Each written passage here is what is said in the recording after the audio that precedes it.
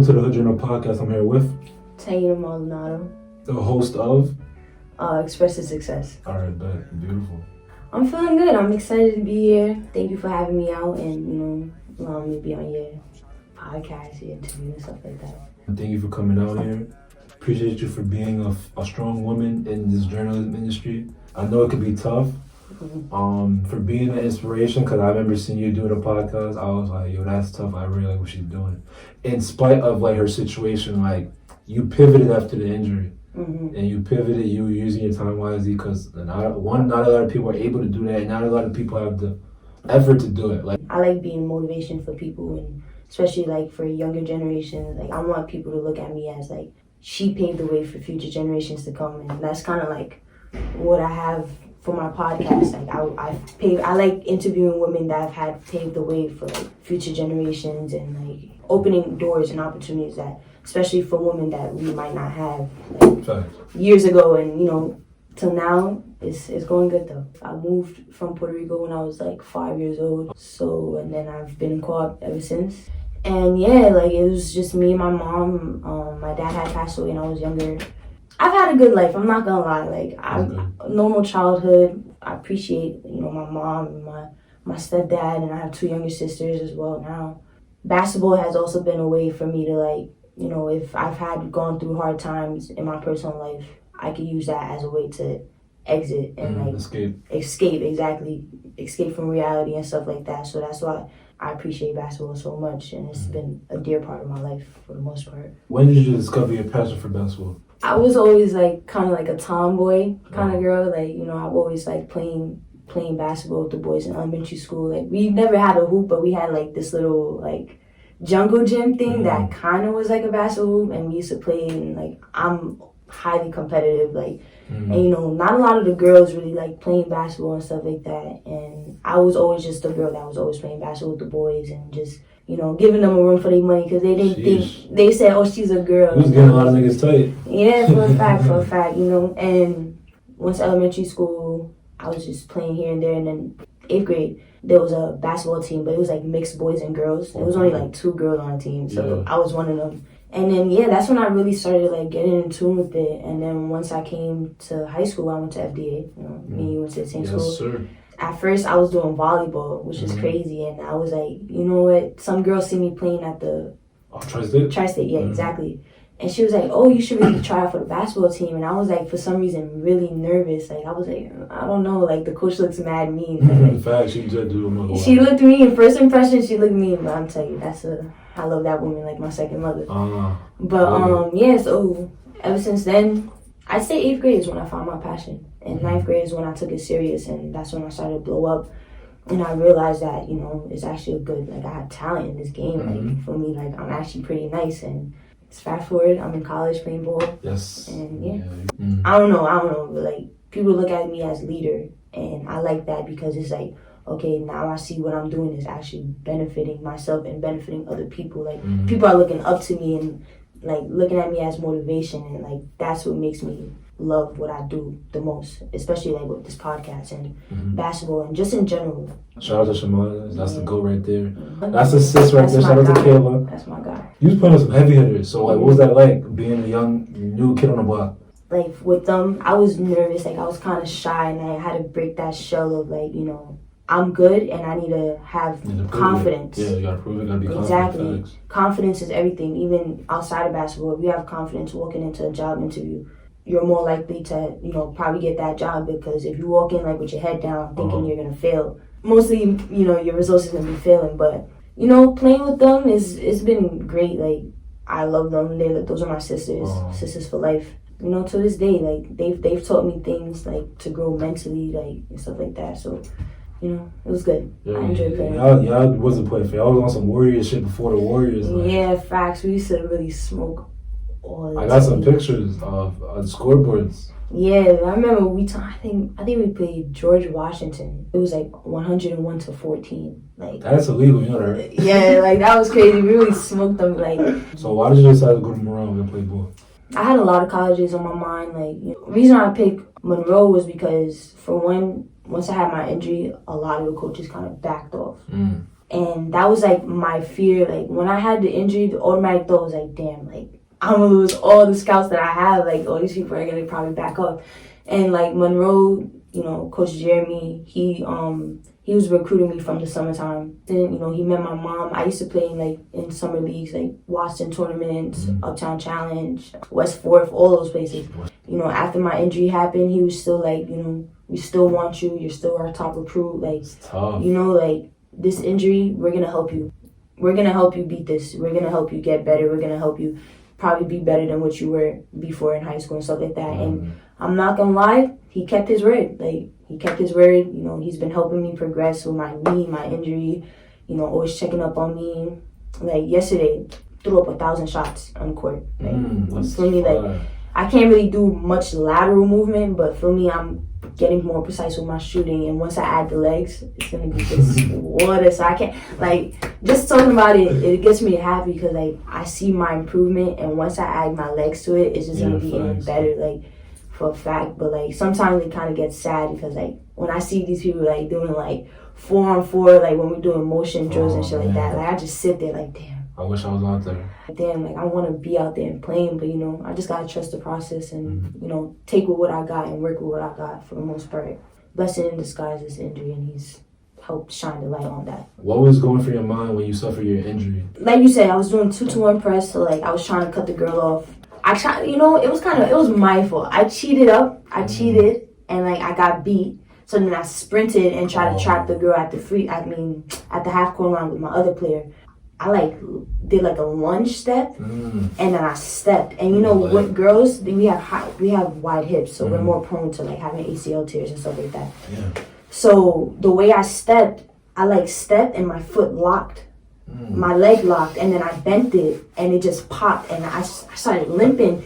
And at first, I didn't feel nothing. I don't know if it was like my adrenaline being high and stuff like that. But once I fell like to the floor, I was like, "Oh nah, like this is something serious. Like this is not me just popping my leg. Like this is something serious." But then in my head, I'm like, I didn't think it was ACL, orthopedic, whatever.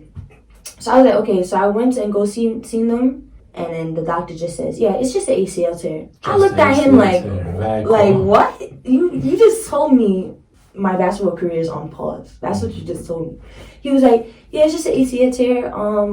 It wasn't torn that bad. Thank God it was just ACL because it could have been worse. I almost tore my meniscus as well, but like my cartilage is very thin, so that was really the problem. And then the thoughts in my head, I was like, damn, like what am I gonna do? Like you know, like, and at the time, I wasn't thinking COVID was gonna shut shit down. So in my head, I'm like, I'm missing summer basketball. I'm missing so many opportunities. This was an important summer. Yeah, very important summer, you know? So like, I was just like, damn, like I kind of went down to like, not a depression, but like just a sad feeling and stuff like that. And COVID hit and then everything got shut down. So I was like, so it kind of gave me like a little uppity because like, you know, I knew shit wasn't really gonna go down. Like nothing was open and stuff like that, but it's just a simple fact that like getting recovery and having a mental, like you have to have mental strength and stuff like that. So like fast forward to like me having the surgery and shit like that.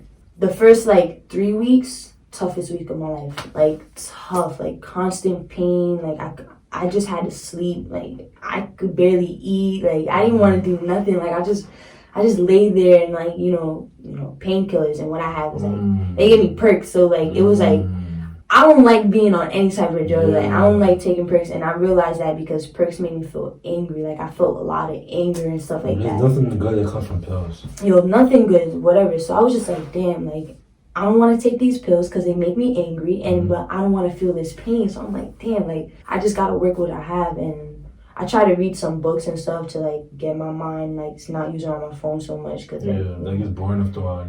Going into like my podcast, this was kind of like a distraction for me because basketball was, like I said earlier, basketball was my way of letting out emotions that I had as an escape. As an escape. So like when that escape was taken from me, I was like, what am I gonna do now? Like so for me, this podcast began to be my other escape. And it's been going good. I'm growing, getting better, getting more recognized. When did you become the host of Express to Success? So basically, like, my coach was like, I want you to be, still in tune into the sports aspect of things, right? You might not be able to be on the court right now, but you could use we could get into different things for you to be, associated in sports. He was like, what do you think of like interviewing women, like, or just interviewing people in general, like, that are in sports things or whatever? And I was like, that actually be good. He was like, oh, just come up with a name with it for it.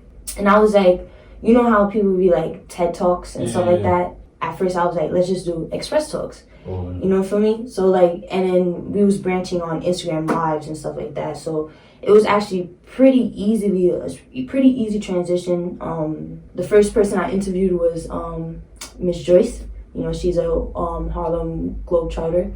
I'm not gonna lie, I was nervous. Like, I'm a person that, I like talking to people, like, I like communicating and stuff like that, but, like, for some reason, I was so nervous. Like, I was like, I understand. And, she knew she was my first interview. Like, I explained that to her, so I was like, just take it easy, and bear with me.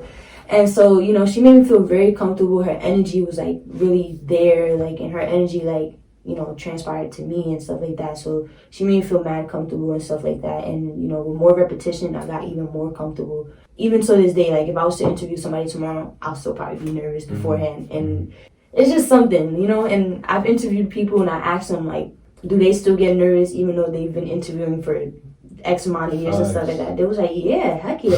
Like, they still fix their hair in front of the camera, like, I'm grateful for the opportunity for me. Like, so it went from Express Talks, Instagram Lives and stuff like that, and we moved to podcasts to be more like, I guess, more professional with things and stuff like that, giving people like more comfortability. You could be talking crazy on Instagram Lives.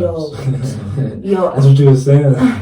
I'm not gonna. One time I was interviewing some lady and some guy, he joined like, oh, she's hot. I was like, there we go. And we both read it and our facial expression was like, shaking my head. Like people are just so like sick. We moved to podcasts, Apple Podcasts, Spotify. Yes, plug it in. Word, iHeartRadio. That's why we switched it to Express to Success. Confidence plays a big role in everything. So, what is your opinion on injustice in women's sports, and what can we do to end it?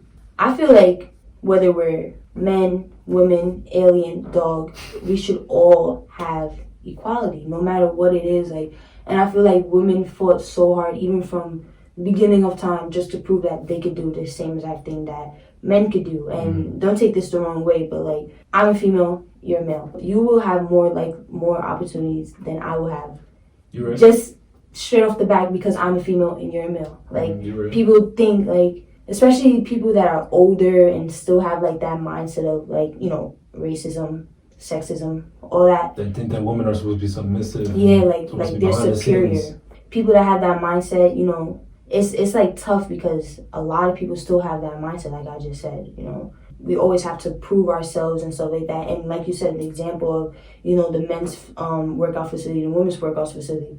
That, like, triggering, like, it makes no sense because at the end of the day, we both play the same sport. Like, it should be equal and with jobs, with homes, and with everything. Like, don't even get me into it with that topic. Talk your shit if you want. I know it gets you upset, but talk your shit. Yeah, like, for a fact, like, it's just irritating because, like I said, we always have to prove ourselves. And when I think about it, it's like a period chain, right? So, like, on top is the white man, white woman, black man, black woman. You see how women are always at the bottom, and then if you're African American, Latino, stuff like that, it's even worse. Like you're not gonna get the same opportunities, and it's irritating because it's like we're the same. If anything, my opinion, I think women mature faster than men, and actually, it's probably a proven fact. It's probably a proven fact. Women mature faster than men, and the fact that we mature faster than men just should prove that. For me, we're capable. Us like this. Exactly, we're capable of the same amount of things that you're capable of, and like with the people I've interviewed, like they spoke about it too, like just the indifferences in men and women, like especially like with the broadcasters and sport analysts, they talk about how some of their stories weren't like being shown as much as the men's stories, and some of their stories were better than the men's stories, and it's just so many indifferences, and it's just. It needs to stop because we're in 2021. Like it's slowly but surely changing. Like I see the improvement. Like obviously, but we're still a long ways away from where we need to be. Facts. People just need to change their mindsets. People need to stop being so naive to things and so narrow-minded. Like, you know, like I said, we're in 2021. Things aren't the same how we were in freaking 2000s, 1980 and stuff like that. Like, things were tough. Like, thinking back, like, even now, I'm blessed to, like, have the opportunities that I have because, you know, back then, women didn't have the opportunity. Women weren't taken as serious as we are now. And, like, you know, like I said, there's an improvement, but people just need to stop being so small-minded. Like, it's not okay. Like, we should all have a goal is to win, and that's how I said. Like I said to you off the books, I told you, I'm the type of person that I like to see everybody win around me. Whether you're my friend, you're someone I don't know, like, you know, just giving you little pieces of opportunity, little, you know, dishways and stuff like that. Like, I always like to see people around me win, and if you winning before I'm winning, it's okay. I'm gonna wait my turn. Like, I'm not gonna envy you and, like, be, like, you know, jealous and stuff like that. Like, God has a plan for everybody, and you just gotta take it one by one. How is your mental health? As of right now, my mental health is pretty good. It's better than what I'd say was 2 months ago. 2 months ago, I don't know what it was I was going through. Like, I don't even know. Like, sometimes I just go through these little mood swings, you know, that happen sporadically. You know, it's happened before, but, like, this one wasn't as serious as the last couple years ago. So, like, I didn't want to do anything. I was like, I don't want to do my podcast. I don't want to interview people anymore. I don't want to play basketball. I just want to sit in my bed and watch Netflix series. To the point where, like, but that also falls in play that, you know, Corona. I wasn't able to do anything. We weren't able, nothing was open, couldn't go outside. Like, with my injury, I couldn't play basketball, you know, like, it was just so much that, like, was just getting hit after hit. Why me? Yeah, exactly. And I was just, like, kind of thinking to myself, like, why am I going through this? Like, what I'm doing is good. I'm getting good results out of it. Like, you know, so, like, why am I thinking to give up right now? And, you know, it just took a lot of, like, talking. I'm the type of person where I trap all my emotions in. I hold it all the way down. I bunch them all the way down. You're not the only one. And then one little thing ticks me off and boom, everything explodes. Like, I'm like a bomb, like, honestly. And I feel like I'm like that because I have to have a certain mental toughness. I have, you know, in my head, I feel like a lot of people rely on me with things. Like, people look at me as, like, for example, my younger sisters, now 7 and 11, irresponsible things and stuff like that because they're looking at me and whatever I do, they're a reflection. Example. Exactly. You know, even for myself, like, and sometimes I need to realize that I need to stop beating myself up and look at all the accomplishments I'm having. All these little goals that I'm achieving, look at them and cherish them because those are the goals that are, you know, going to help me build to my bigger goals that I have, like, you know, that are years to come and stuff like that. So one of the main things, like I just said, was, like, me not acknowledging my little achievements and stuff like that. And that's why, you know, I was just like, why am I doing this? I want to give up because I'm not seeing what I want to see. I'm not seeing the bigger goal being achieved and stuff like that. So I'm being more open to my emotions, not letting things, like, I speak up when I feel something automatically. Nip that shit in the bud. Instead of, like, just holding it in and, like, paying no mind to it. Because, like, at the end of the day, paying no mind to it might have, like, like, you're ignoring it. The situation's going to keep getting bigger. And then you're going to explode and you're going to do something you might regret. When I hold it in, I look like a crazy person because, like, they don't know what I'm feeling, even if it's something small. But it's really just a ricochet of everything I've been holding in and stuff like that. But for me now, like, you know, I'm in a good headspace. You know, I'm happy. It happens over time, and I need to, you know, value everything else that's happened in those time periods as well, not just fast forward things. You know, if you're gonna support me, I appreciate that. But if you're not supporting me, I'm not gonna let that be my downfall because somebody's gonna notice what I'm doing and somebody's gonna appreciate it as much as I'm appreciating it. Let's get into our quick hitters. Opportunity comes to play overseas, I'll take the opportunity. They be getting breached up there. It's a culture show, but they be getting breached up there. Yes, and, like, I've interviewed women that play for Germany, that play for Turkey, that play for Italy, that play all over the world, like, you know, Puerto Rico and stuff like that. You know, they all tell me, like, even though they might not be from that culture, it's basically just the exposure of it all. Like, it's not all about just playing basketball. It's about seeing how this person lives. And that's why I also want to travel too. Like, I want to see different parts of the world for my capabilities of, you know, knowing how different cultures are and stuff like that. like I said, the opportunity came to play overseas. I played WNBA. I played too, but I'm not drafting that way. But definitely with my podcast, I want to take it as far as possible as I can. You know, I'm looking into doing different internships and shit and stuff like that. And, you know, the people I interview, I use them as my resources. Yeah. And, you know, it's all about franchising yourself. And like the saying, it's not what you know, it's about who you know. Fact, that's a fact. And that goes a long, long way. So, woman NBA player in Mount Rushmore. Sue Bird. Maya Moore. My personal favorite, because I actually got to know her as a person as well. Okay, I know. Kelsey Bone. I got to know her on a one-on-one basis, you know, just off her mindset and also her playing skills. Tina Charles. Yeah, she's tough. People, when they think basketball, they think NBA, they think LeBron James, facts. Dwayne Wade, Steph Curry, stuff like that. They don't really acknowledge, you know, these women basketball players that are great. Brittany Griner is tough too. Exactly, like, you know, I think these people, in general, I think the WNBA is underrated. Someone that was a really big advocate for women's basketball was Kobe Bryant. What was your reaction? How did you feel when he passed away? Because he repped that heavy, and like, I know Renee Montgomery was talking about it. She's another tough one because she owned the team that she used to play for. That's tough. But like, I know a way for you guys to get the respect that you deserve is for the guys to advocate for you, because our name, our voice holds weight. And he was someone that was doing that. And with him passing away, it left a little void there. So what was your reaction to him passing away?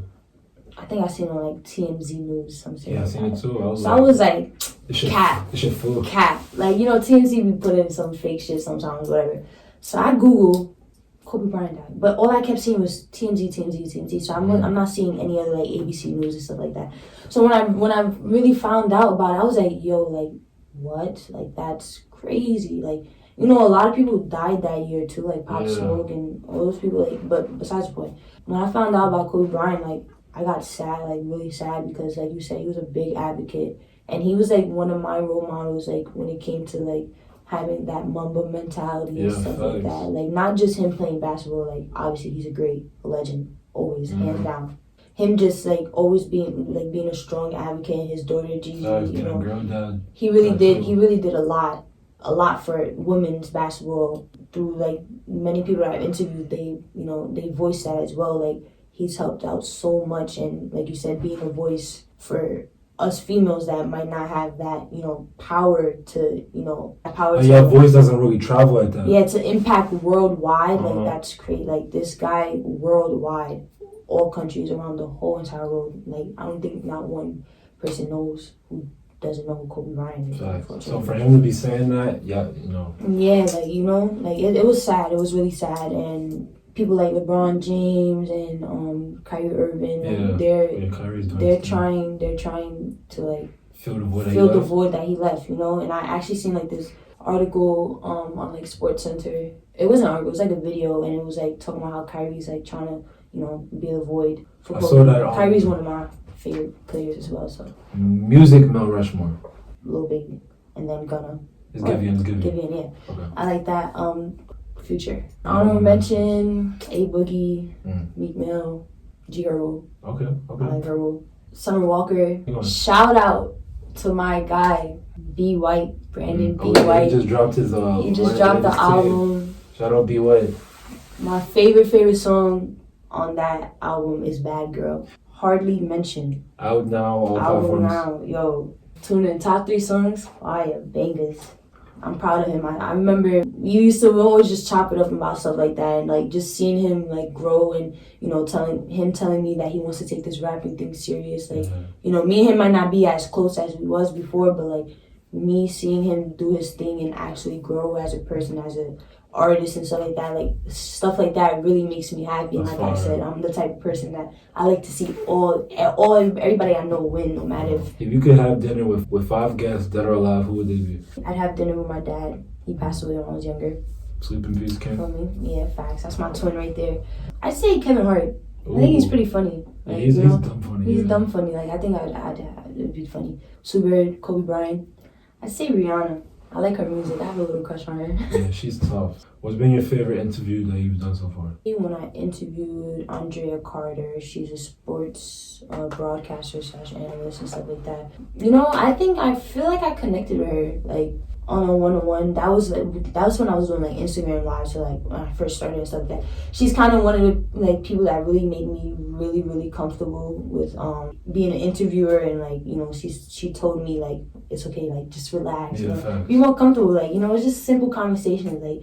And I'm not gonna lie, I think all my interviews are memorable. You know, they've all taught me little things about, you know, how people think. Like at the end of my interviews, I always like to ask people words of wisdom, and I tell them it doesn't have to be like sports related or whatever they're doing related, just in life in general. And you know, obviously those are for, you know, my listeners and my express family to know, but also for me so I can know, because like I said, I always like to teach myself, like learn new things and stuff like that. And sometimes I replay my interviews. I'm not gonna lie, like those interviews, people be talking some good stuff in them.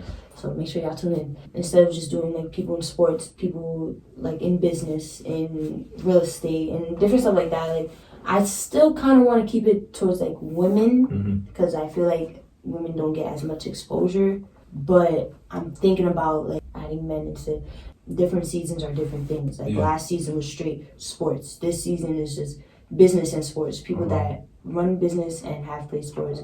And next season I might do like, you know, coaches, straight coaches, local coaches, or just regular coaches, like, you know, college coaches and stuff like that, just to get their aspect of things. Like, so who do you want to see on the journal? I want to see B. White on this. Okay, that's a good name. A final question. Anyone you want to shout out? Do you want to give any words of wisdom to the people? When you're doing something that you like, something that you enjoy doing, something that really motivates you to, you know, push better and do more, stick by it. Don't give up. No matter who's watching, who's not watching, do not give up. Like, if you are passionate about something, keep doing it, because one day somebody is going to see it. Somebody is going to acknowledge it. And all that hard work that you put is going to pay off. Like, don't listen to those naive and negative people saying, oh, maybe you should stop because it's not good, da-da-da. No. If you feel deep down like this is what you like, stick by it. And it's going to pay off. Like, I promise you it's going to pay off. Like, we manifest what we want. You feel me? We are in control of our lives. Like, whether we know it or not, I believe in manifestation. I believe in spiritual stuff and stuff like that. Like, pray, always pray. Like, even if you're not like a religious person, just be thankful for the things that you have. Pray, and if you're not a religious person, just count your blessings. Be thankful for everything that you have, because, you know, there's a lot of people out in the world that wish they had what you had, whether if it's little or small. Like, there's different parts of this country that don't have what we have. They don't have freedom. They don't have religious freedom. They don't have freedom of speech. Like, you talk bad about the president or the ambassador or something, you're gonna get killed. It's off each other.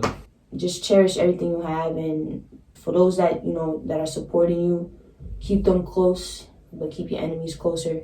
I'd like to thank you so much for having me. I really enjoyed this interview. Again, we could clash and, you know, team up and do something. So yeah, shout out to my coach Jeremy, for, you know, really getting me in tune to this stuff. Shout out to you. Thank you. Of course. Shout out to you. Peace and blessings to everybody. Positive vibes related. Facts. She on my Kyrie Irving tip. That's a wrap, Taina. Thank you for coming. Another dope interview completed. I know you ain't fucking with me cause you been hurt. And all them niggas that you fucked with just didn't work. I question it, but I ain't stay alert. I'm tryna make it first, can't deal with all this pain, so I go pop a perk. Ain't stopping at red lights, you know we gon' go. I was speeding on the eye.